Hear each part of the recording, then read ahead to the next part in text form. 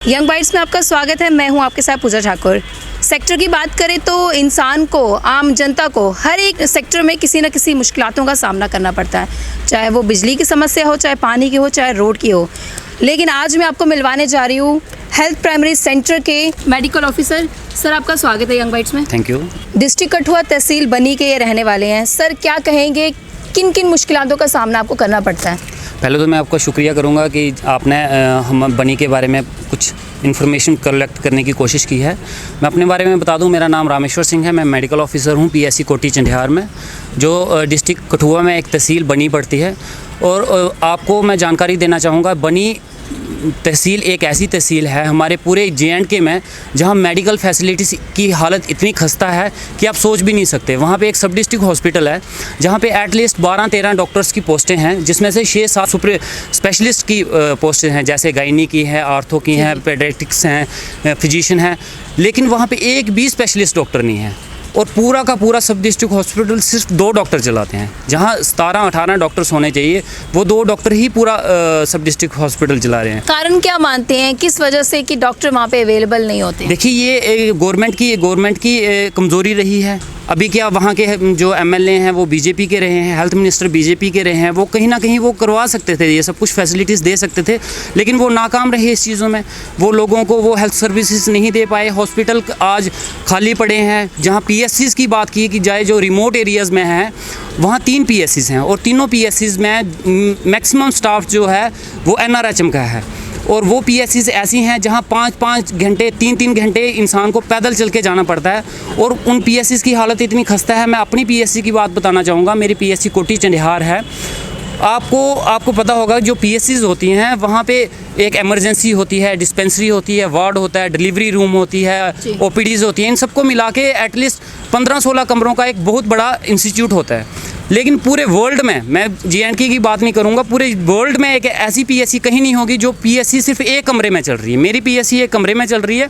उस एक कमरे में डिस्पेंसरी भी होती है, इमरजेंसी भी देखी जाती है, वहाँ पे वार्ड का काम भी हम करते हैं, पेशेंट को एडमिट भी करते हैं, डिलीवरी भी करवाते हैं, और मैं रहता भी वहीं पे हूँ। एक ही बेड है। समय से ये प्रॉब्लम आ रही है कि एक ही रूम में सारी इमरजेंसी या कोई भी केस आता तो एक ही रूम में सॉल्व? देखिए, मैं वहाँ पे 4 साल से कंटिन्यूसली जॉब कर रहा हूँ, तो मैं 4 साल से तो फेस कर ही रहा हूँ। लेकिन वो पिछले 20 साल से हॉस्पिटल है, 20-25 साल से, वो पूरे 20-25 साल से एक ही रूम में चल रहा है। अभी क्या वहाँ के लोगों ने लैंड डोनेट की हुई है, लेकिन कोई कार्रवाई नहीं हुई। एक ही रूम में हमें हमारे ऊपर प्रेशर डाले जाते हैं हाई अथॉरिटीज़ के कि आप लोगों को फैसिलिटीज़ दो, पेशेंट्स को ये दो, लेकिन कैसे दें? एक बेड है, आप खुद सोचिए, एक बेड पे हम पेशेंट्स को रखें, एडमिट करवाएं, डिलीवरी करवाएं, जहाँ उस पर कोई मेडिकल जो ऑफिसर है वो वहाँ पे रहे। तो इसको लेके आपने बात की प्रशासन से या कोई कंप्लेंट की कि हमारे पास एक ही बेड प्रोवाइडेड है, तो हम किस तरह से लोगों को दें? देखिए मैडम जी, इसके लिए सिर्फ मैंने नहीं, पूरे बनी तहसील ने इसके लिए स्ट्रगल किया है,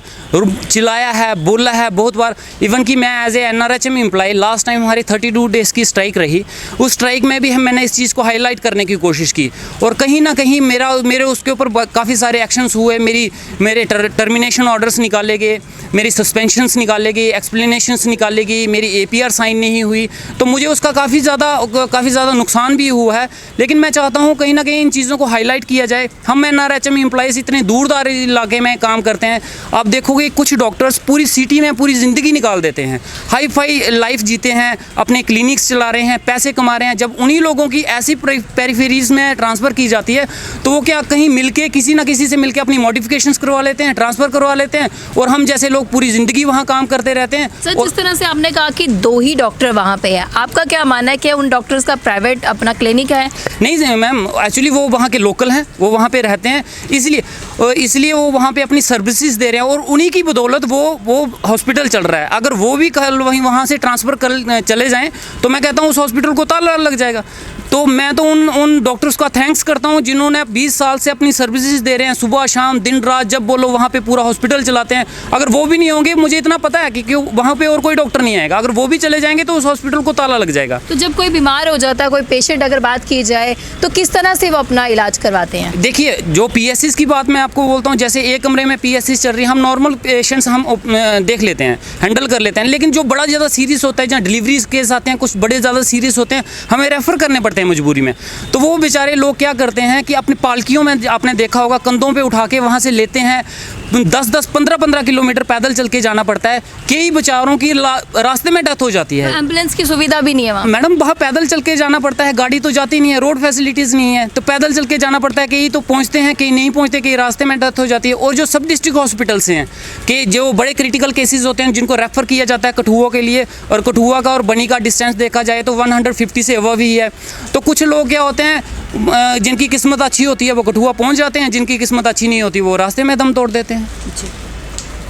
तो आप क्या अपील करते हैं सरकार से? देखिए मैं यही बोलना चाहता हूँ कि वहाँ मेडिकल फैसिलिटीज़ अगर आप नारा देते हो कि सबका साथ सबका विकास का नारा देते हो तो साथ तो आपको मिलता है, लेकिन विकास की जब बात आती है तो आप पीछे पाँव क्यों खींच लेते हो?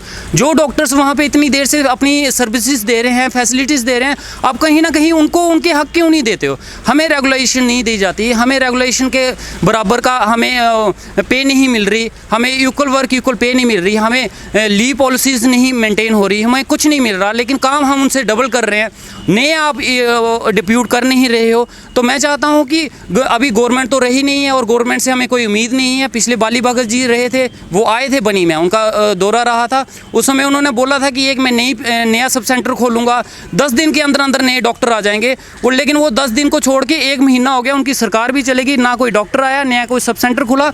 अब मैं गवर्नर साहब से जिन्होंने अभी छोटे से अपने कार्यकाल में बड़े अच्छे काम किए हैं, मैं चाहता हूं कि हमें उनसे काफ़ी सारी उम्मीदें हैं कि मैं चाहता हूं कि वो वहां पे अच्छी फैसिलिटीज़ दें, डॉक्टर्स को वहां भेजें, और जो NRHM का स्टाफ वहां पे काम कर रहा है उनके बारे में सोचें और उनको रेगुलाइज करें। जी, thank you so much sir.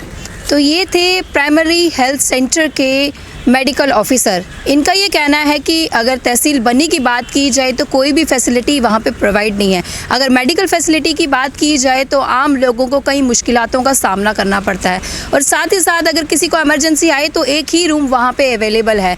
तो इनका ये कहना है कि सरकार इनकी आवाज़ नहीं सुन पा रही। अब कहीं ना कहीं इन्होंने राज्यपाल महोदय से ये अपील की है कि इनकी गुहार जो है उन तक पहुँचे और जो इनकी मुश्किलातों का सामना करना पड़ रहा है इन्हें, वो दूर हो। वीडियो जर्नलिस्ट अभिषेक के साथ मैं पूजा ठाकुर, यंग बाइट्स जम्मू।